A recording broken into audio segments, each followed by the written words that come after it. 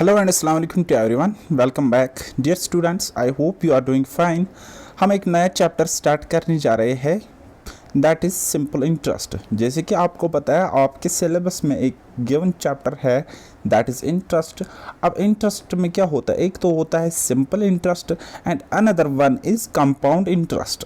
पहले 1 से 2 लेक्चर्स में हम सिंपल इंटरेस्ट को पढ़ेंगे, समझेंगे, अच्छे अच्छे क्वेश्चन सॉल्व करेंगे, मेजॉरिटी ऑफ कंसेप्ट हम सीखेंगे। और जब आप सिंपल इंटरेस्ट सीखोगे तो आपका एक बेस तैयार हो जाएगा टू अंडरस्टैंड कंपाउंड इंटरेस्ट, और कंपाउंड इंटरेस्ट भी आप बाद में इजीली टैकल कर लोगे। ठीक है, so without wasting time let's get started. तो बेसिक से बेटा स्टार्ट करेंगे। सबसे पहले हम जानने की कोशिश करेंगे कि ये इंटरेस्ट होता क्या है। तो जैसे कि मैंने आपको यहाँ पे लिखा एक्स्ट्रा मनी ड्यूरिंग रिपेमेंट। ठीक है, आपने कोई पैसा लिया है बैंक से, सपोज आपने बैंक से लोन लिया है ₹10 लाख। ओके, 10 लाख, और जब आप रिपेमेंट करते हो बैंक को, आप वापस देते हो उनको ₹11 लाख। ठीक है गाइस, तो ये जो आपने बैंक से लोन लिया था इसको कहते हैं प्रिंसिपल। क्या कहते हैं बेटा? प्रिंसिपल कहते हैं, या कभी कभी हम इसको सम भी कहते हैं। इसको क्या कहते हैं? प्रिंसिपल कहते हैं। और जो आपने रिपेमेंट किया विद इंटरेस्ट, जो आपने रिपेमेंट किया 11 लाख रुपीस, तो ये इसको कहते हैं हम गाइज अमाउंट। क्या कहते हैं? इसको अमाउंट कहते हैं। और ये जो आप 1 लाख एक्स्ट्रा दे रहे हो ना, 1 लाख आप एक्स्ट्रा दे रहे हो, आपने 10 लाख लोन लिया था, अब आप रिपेमेंट करते हो तो आप 11 लाख देते हो। That means you have to pay ₹1 lakh extra. आप को 1 लाख एक्स्ट्रा पे करना पड़ेगा, तभी जाके आप 11 लाख तो दे दोगे। ये जो आपको 1 लाख एक्स्ट्रा देना पड़ता है, दिस इज कॉल्ड इंटरेस्ट। इसको कहते हैं इंटरेस्ट। अब ये इंटरेस्ट क्या हो सकता है? ये इंटरेस्ट सिंपल इंटरेस्ट भी हो सकता है, एंड ये इंटरेस्ट आपका कंपाउंड इंटरेस्ट भी हो सकता है। लेकिन फिलहाल के लिए आपको ये बात समझ में आ गई, जो आप एक्स्ट्रा पैसा देते हो ड्यूरिंग रिपेमेंट, उसको हम इंटरेस्ट कहते हैं। और इंटरेस्ट को उर्दू में कहते हैं सूद, और हिंदी में कहते हैं ब्याज। ओके, नाउ प्रिंसिपल क्या होता है? प्रिंसिपल का मतलब होता है जो आप मनी बोरो करते हो या डिपॉजिट करते हो।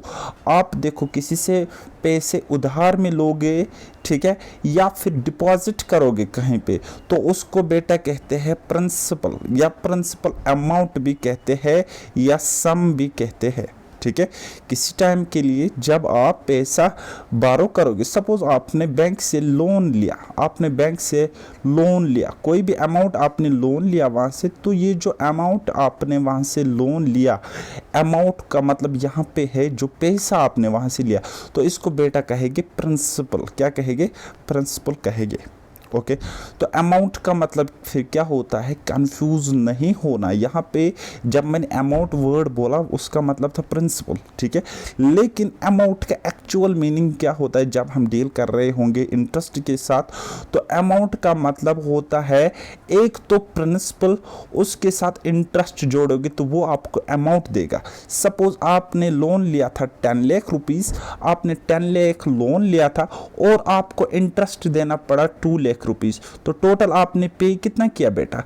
टोटल आपने 12 लाख पे किया ना। अब टोटल आपने रिपेमेंट करी 12 लाख, किसके बदले? 10 लाख के बदले। क्यों किया? क्योंकि 2 लाख आपको इंटरेस्ट देना पड़ा। दैट मीन्स ये जो 12 लाख है ये है अमाउंट।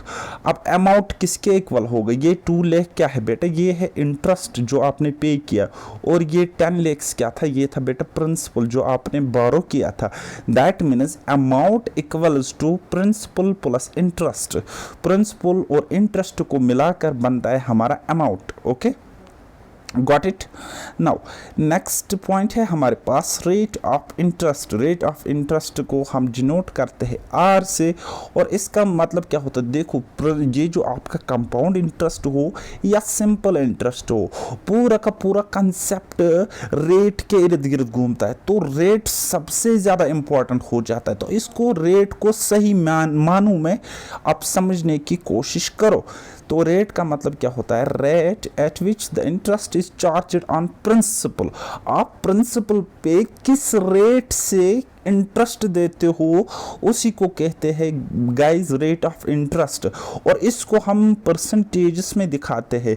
देखो देखो बेटा, मैं आपको कहता हूँ आपको 3,000 में लोन देता हूँ और मैं आपको बोलता हूँ आप मुझे 3,300 वापस दे देना, ठीक है।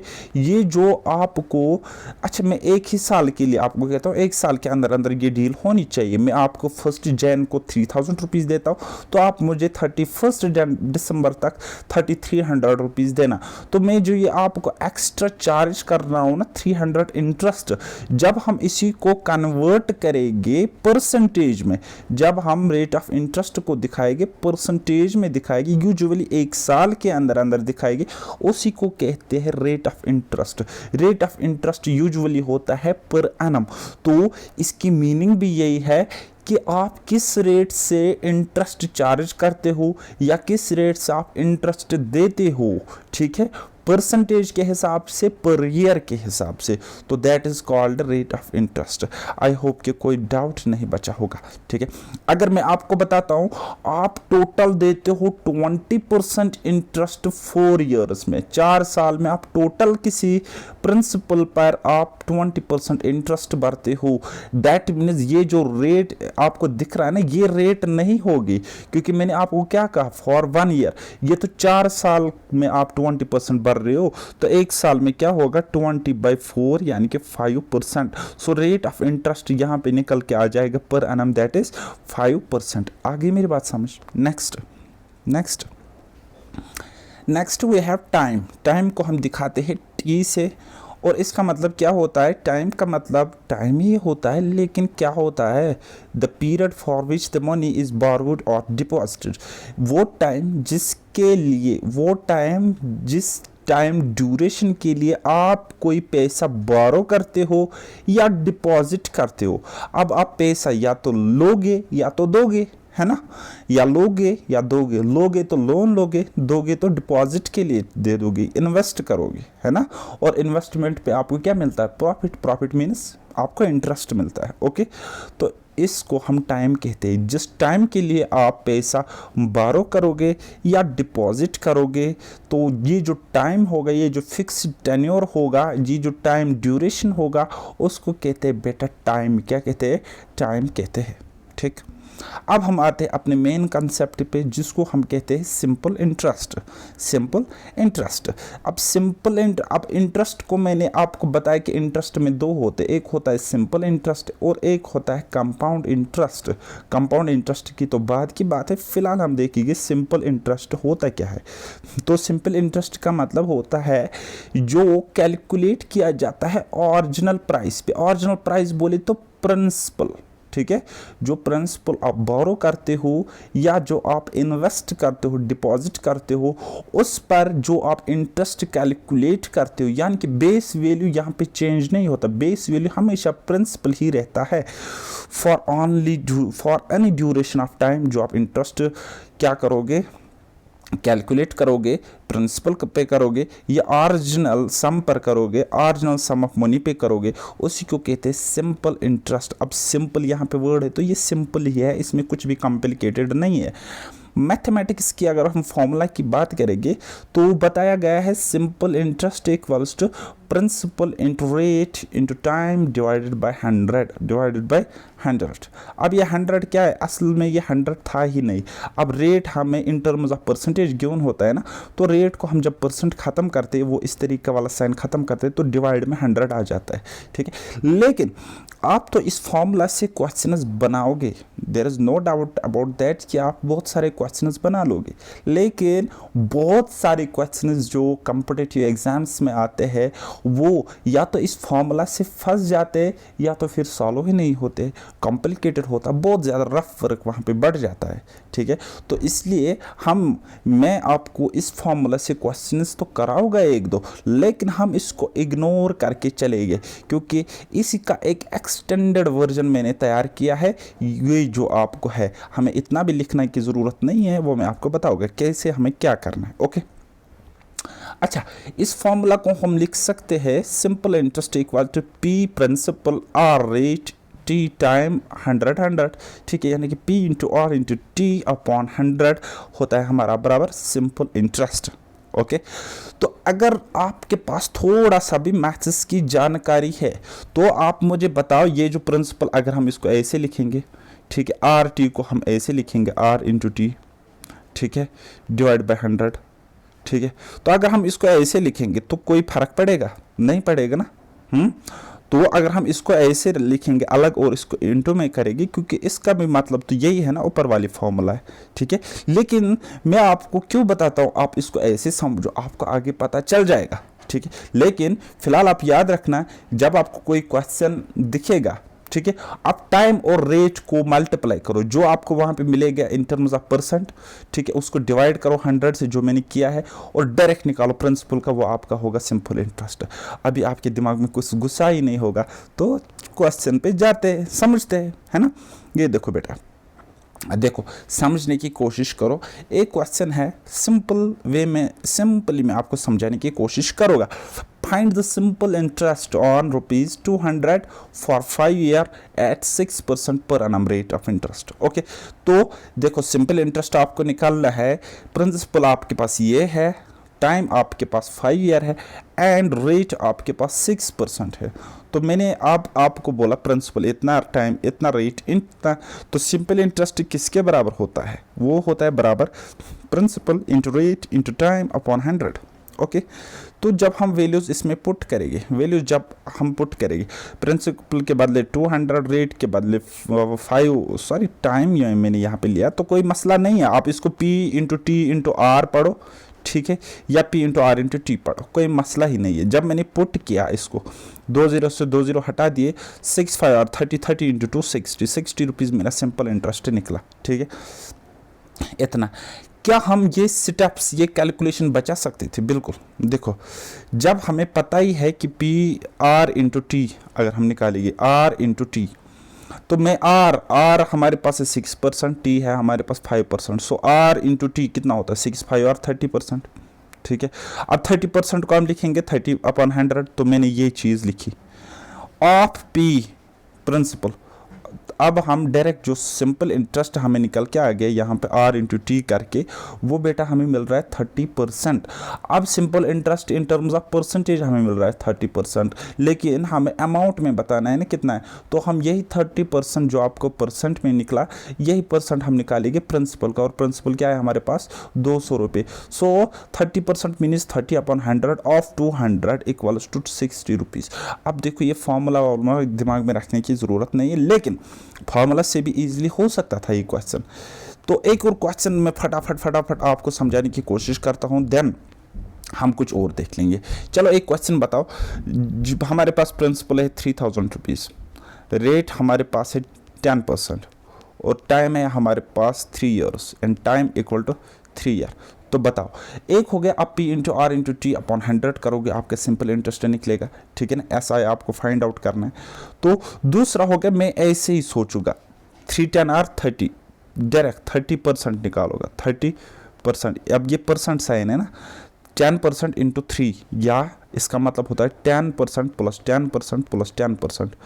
पहले साल 10%, दूसरे साल 10%, तीसरे साल भी 10%, तो टोटल कितना हुआ 30% इन सिंपल इंटरेस्ट। 30% अब हम निकालेंगे, अब हम 30% निकालेगी, किसका प्रिंसिपल था हमारे पास 3000। जब हमने इसका निकाला तो वो हमें निकला 900 रुपीज़। तो ये हमारा सिंपल इंटरेस्ट निकला इजी वे में। आई होप कि आपने समझा होगा, कोई भी मुश्किल काम ये है नहीं। ओके, तो अब मैं आपको बताना चाहूँगा क्यों मैं आपको कहता हूँ कि आप फॉर्मूला से मत करो, क्योंकि जब आपको ये क्वेश्चन दिखेगा तो फॉर्मूला से ये लंबा हो जाएगा, ठीक है। तो कहता है सिंपल इंटरेस्ट प्रिंसिपल हमारे पास इतना है, रेट फर्स्ट ईयर के लिए 10% और अगले 2 सालों के लिए है 15%, ठीक है। यानी कि पहले साल 10%, फिर दूसरे साल 15% और तीसरे साल भी 15%, और टाइम भी 3 ही साल है, ठीक है। अच्छा, अगर यहाँ पे टाइम गिवन भी नहीं होगा फिर भी हम समझ सकते थे ना, पहले साल 10% और अगले 2 साल 15%, यानी कि पहला साल और अगला 2 साल, दैट मीन्स 3 साल का टाइम है, ठीक है। और rate of interest per annum आपको पास गिवन है, क्योंकि पर एनम तो यहाँ पे लिखा नहीं है, लेकिन जब लिखा नहीं होगा तो आप उसको पर एनम ही बताओगे, पर एनम ही समझोगे, ठीक है। हालांकि हाफ ईयरली होती है, क्वार्टरली होती है रेट ऑफ इंटरेस्ट, मंथली होती है, ठीक है, वो हम आगे देखेंगे।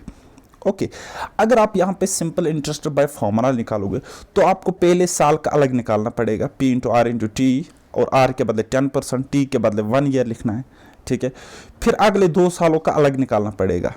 अब पहले साल का कुछ आपको मिलेगा, अगले 2 सालों का कुछ मिलेगा, और ये कुछ प्लस कुछ, ये जो simple interest plus simple interest आपको ऐड करना पड़ेगा, तब जाके आपको करेक्ट आंसर मिलेगा। लेकिन अगर आप वैसे नहीं करोगे, वेस्ट करोगे तो 1-2 मिनट आपके वेस्ट हो सकते हैं। लेकिन जो मैंने आपको कंसेप्ट बताया उसको समझने की कोशिश अगर करोगे तो समझो। देखो पहले साल 10% है ना, तो 10% हमने एज इट इज लिखा। अगले 2 साल कितना है, 15%। या तो आप 15 इंटू 2 लिखो, दैट इज 30%, ठीक है। या फिर अगले साल उसके बाद 15% है, और तीसरे साल भी 15% है। दैट मीन्स कुल मिलाकर अगर हम सिंपल इंटरेस्ट की बात करेंगे इन टर्म्स ऑफ परसेंटेज, वो कितना मिलता है हमें, 15 + 15 30, 30 + 10 यानी कि 40%। अब हमें पता है 40% हमारे पास सिंपल इंटरेस्ट है, तो डायरेक्टली हम 40% निकालेंगे। किसका निकालेंगे, प्रिंसिपल अमाउंट का, प्रिंसिपल का हम निकालेंगे 40%, तो हमें सिंपल इंटरेस्ट निकल के आ गया। यदि अगर मैं आपसे ये क्वेश्चन पूछता कि आप अमाउंट बताओ, आप अमाउंट बताओ, और अमाउंट मैंने आपको अभी बताया, एक तो होता है प्रिंसिपल और एक होता है इंटरेस्ट। अब इंटरेस्ट है 40% और प्रिंसिपल अपने आप में होता है हमेशा 100%, ठीक है, अपने आप में होता है हमेशा 100%। Okay, so 100% is principal, 40% is what, interest. That means amount should be 140%।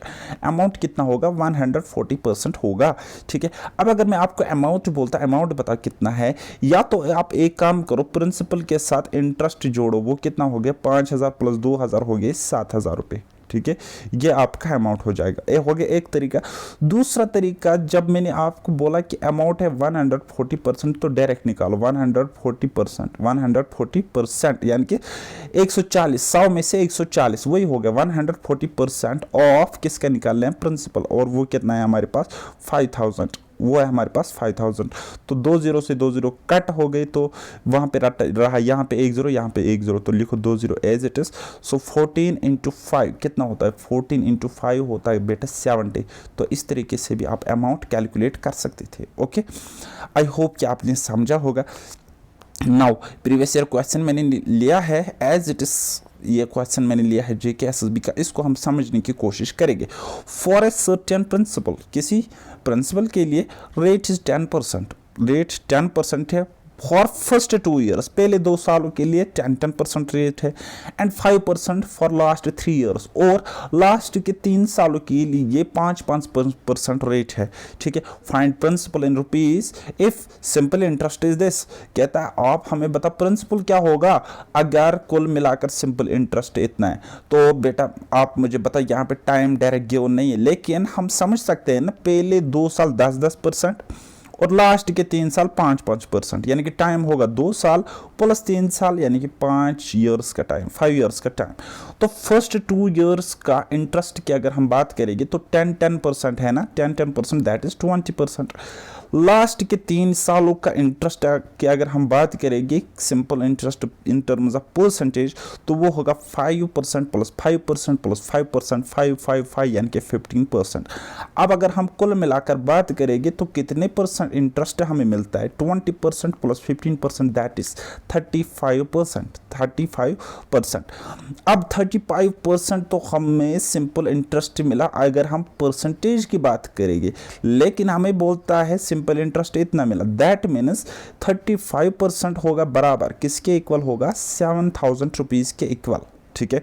और हमें तो निकल गया सिंपल इंटरेस्ट, तो हमें निकल गया क्योंकि 35% की वैल्यू हमारे पास ऑलरेडी गिवन थी। तो हमें प्रिंसिपल निकालना है ना, प्रिंसिपल इन रुपीज़। तो प्रिंसिपल इन रुपीज़ निकालना है, तो प्रिंसिपल मैंने आपको बोला हमेशा 100% होता है, हमेशा 100% होता है।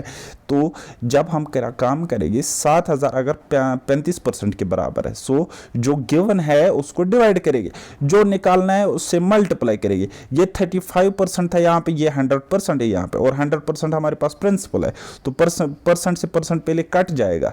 तो फिर देखो क्या हो जाएगा, 35 1 आर 35 2 आर 70, और यहाँ पे 2 0, और 200 इंटू 100 कितना होता है, 200 इंटू 100 होता है 20,000, 20,000। सो प्रिंसिपल क्या है हमारे पास अब 20,000 रुपीज़ है।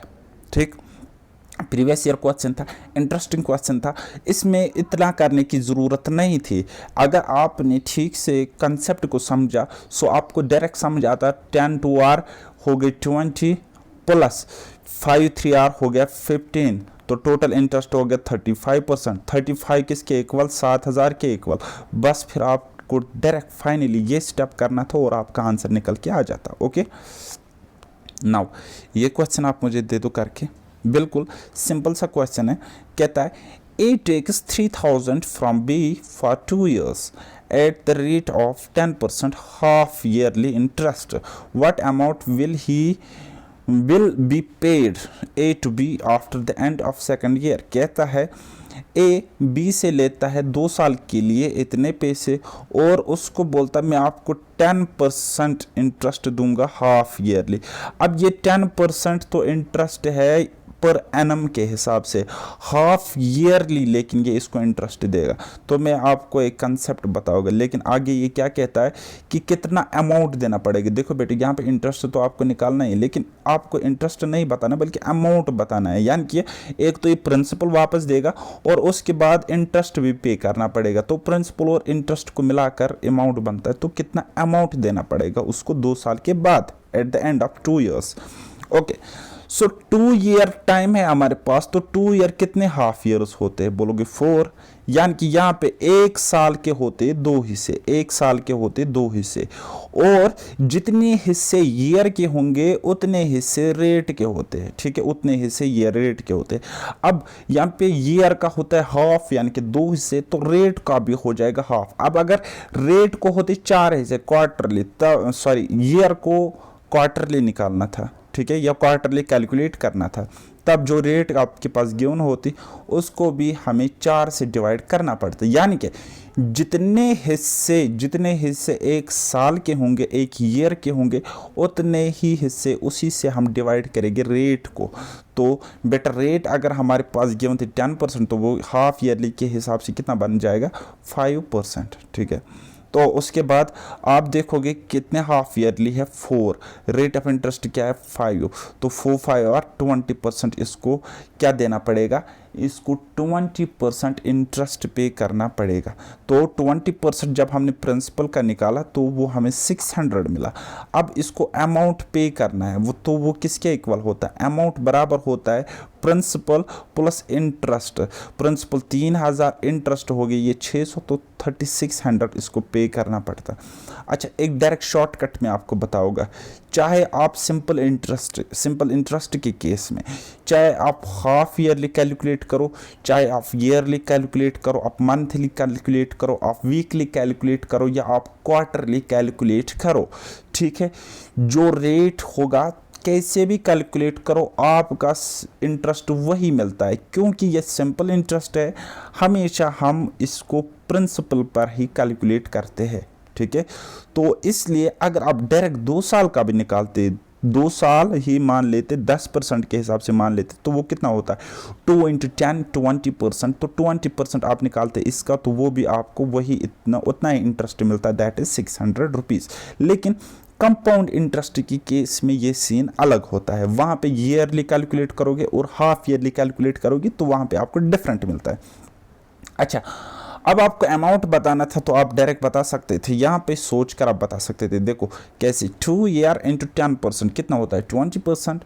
सो प्रिंसिपल होता है 100%, इंटरेस्ट है अब 20%, दैट मीन्स अमाउंट होगा 120%। तो अमाउंट 120% किसका, प्रिंसिपल का 120%, तो डायरेक्ट आप निकाल सकते थे। बोलो कितना इजी कंसेप्ट है ना।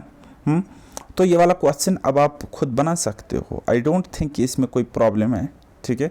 तो ये वाला क्वेश्चन भी अच्छा, ये वाले क्वेश्चन का आंसर मुझे चाहिए, जहाँ पे आप पढ़ते हो वहाँ पे मुझे चाहिए, टेलीग्राम पे मुझे टेक्स्ट कर लेना, और यूट्यूब पे अगर मैंने ये लेक्चर अपलोड किया तो यूट्यूब पे कमेंट सेक्शन में मुझे ये वाले क्वेश्चन का आंसर बता देना। ओके, नाउ टाइप 1 क्वेश्चन, यानी कि ये प्रीवियस ईयर के क्वेश्चन मैंने लिए हैं, ठीक है। लेकिन पहला हम ये वाला टाइप क्वेश्चन नंबर 2 देखिए, ठीक है।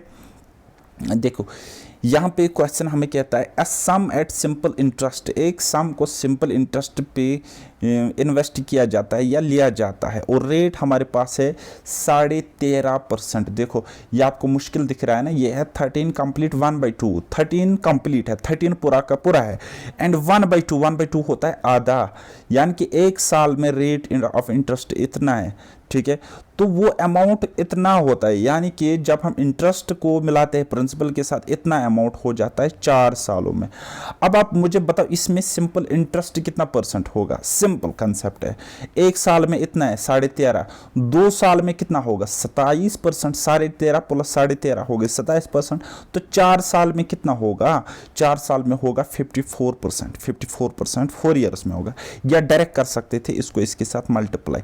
अब मल्टीप्लाई में क्यों करता हूं, क्योंकि मल्टीप्लाई का मतलब होता है, multiply is nothing but the continuous process of addition and subtraction का आप फंडा सीख लो। Subtraction is the continuous division is the continuous process of subtraction. Okay, तो आप ऐड करो वो भी वही बात है, आप मल्टीप्लाई करो वो भी वही बात है। आप अगर एलकेजी के बच्चे हो तो आपको ये बात पता होनी चाहिए, कॉम्पिटिटिव एग्जाम्स के बच्चे हो तो आपको ये पता होनी चाहिए ये बात।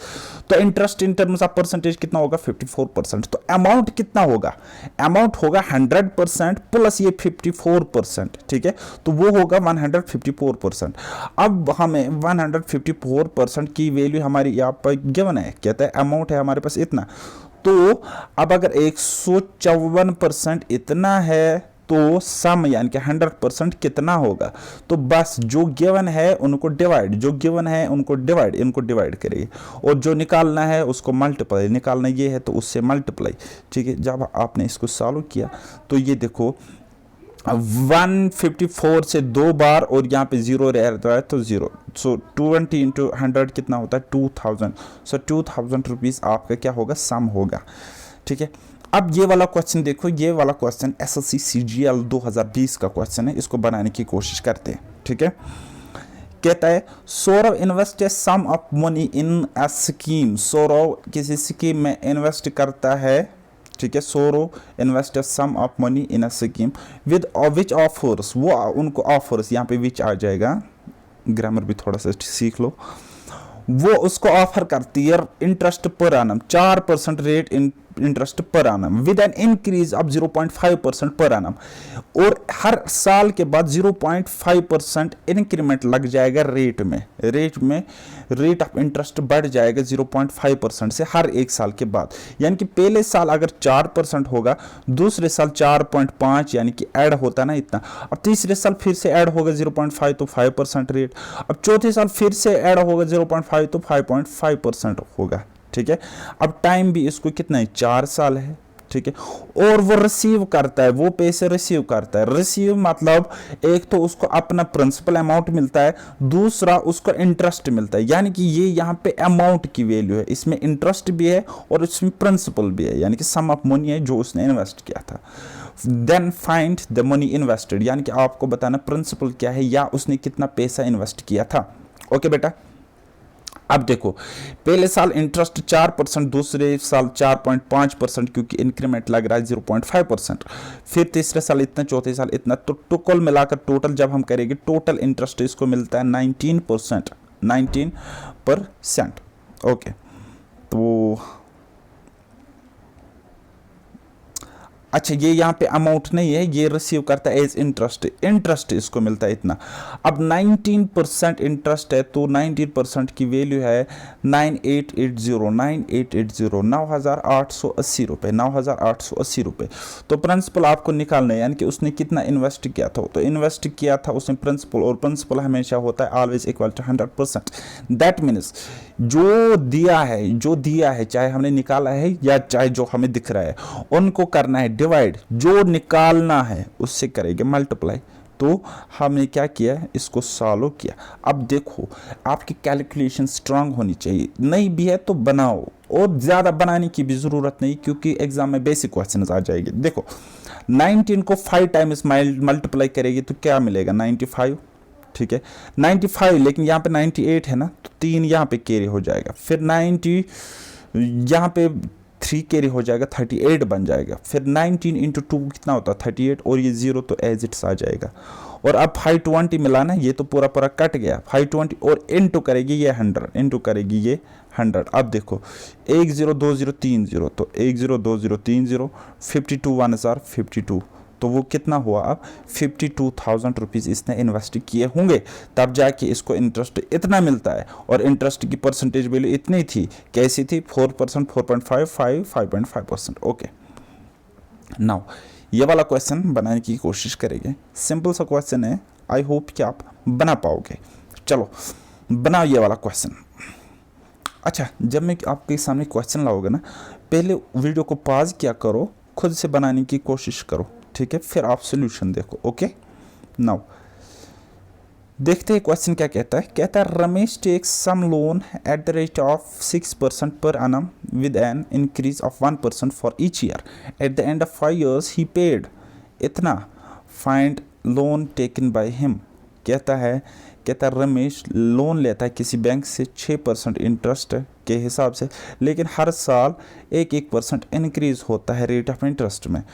तो और टाइम है इसके पास 5 साल, यानी कि 5 साल तक 1% बढ़ जाएगा, ठीक है, यानी कि प्रीवियस इंटरेस्ट पे 1%, प्रीवियस इंटरेस्ट रेट पे 1% बढ़ेगा। ओके, ही पेड, और उसने पे किया, यानी कि पे क्या किया होगा उसने, एक तो प्रिंसिपल वापस पे किया विद इंटरेस्ट, यानी कि this is amount not interest, ठीक है। अगर इंटरेस्ट होता तब यहाँ पे लिखा होता पेड इंटरेस्ट ऑफ रुपीज इतना, लेकिन ही पेड, उसने पे किया इतना। Find loan taken by him, और हमें क्या निकालना है, लोन उसने कितना लिया था, यानी कि वो पैसे जिसमें इंटरेस्ट इंक्लूड नहीं होंगे, यानी कि प्रिंसिपल निकालना, दैट इज 100% हमें निकालना है। अच्छा, जब हम रेट देखते पहले साल 6%, अब 1% बढ़ता है, तो 6 से हुआ 7, फिर अगले साल 7 पे होगा 8, फिर अगले साल 8 से होगा 9, फिर अगले साल 9 से होगा 10। अब देखो 1 साल 2 साल 3 साल 4 साल 5 साल हो गए, ठीक है। अब इंटरेस्ट जब हमने इसको टोटल किया तो इंटरेस्ट हमें मिला 40%। अब इंटरेस्ट मिला 40%, तो अमाउंट कितना गया होगा, यानी कि इसने टोटल पे कितना किया होगा। एक तो वो पैसे जो इसने लिए थे, दैट इज प्रिंसिपल 100%, और विद इंटरेस्ट पे किया होगा, दैट इज इंटरेस्ट। ओके, यानी कि इसने पे किया 140%, ठीक है। और 140% की वैल्यू है 1,40,000, 1,40,000। ओके, दैट मीन्स इसने अमाउंट इतना पे किया, तो हम निकाल सकते हैं ना प्रिंसिपल कितना रहा होगा, कि इसने पैसे लिए कितने थे, ठीक है। और पैसे इसने लिए थे 100%, दैट इज प्रिंसिपल। और जो ये दिया है उसको डिवाइड करना, जो निकालना है उससे मल्टीप्लाई। हालांकि आप इजीली कर सकते थे, यहाँ पे ये देखो बेटा, समझने की कोशिश करना, आपको 100% निकालना है ना, और ये आपको गिवन है, ये आपको इतना गिवन है। अगर हम देखेंगे तो ये इसका जस्ट, हम देखेंगे ये इसका जस्ट 1000 टाइम्स है, 1000 टाइम्स है, यानी कि 140 को 1000 से मल्टीप्लाई करेगी तो इतना मिलेगा, ठीक है। तो 100 को भी 1000 से मल्टीप्लाई करो ना, 100 को जब हमने 1000 से मल्टीप्लाई किया तो हमें 1 लाख मिलेगा। ओके, या फिर आप ऐसे करो, जो दिया है उसको डिवाइड, क्योंकि देखो मैं आज इसको आपका लॉजिक भी बताओगे। जब आप ये काटते हो ना, जब आप सिर्फ इतना ही सॉल्व करोगे ना, ये डिवाइड बाई ये, तो ये 140% है ना, तो आपको यहाँ पे 1% की वैल्यू निकलती है। क्या निकलती है, 1% की वैल्यू निकलती है इन टर्म्स ऑफ रुपीस निकली।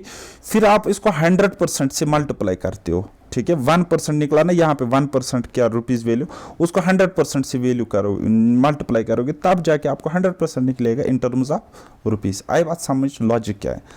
हालांकि मैथ्स वालों को समझ आता होगा, नॉन मैथ्स वालों को भी समझ आता होगा, कुछ कलाकार लोग होंगे जो कन्फ्यूजन में जाते होंगे, लेकिन आई गारंटी 2 बार इसको आप रिवाइज करोगे आपको भी समझ में आ जाएगा, ठीक है।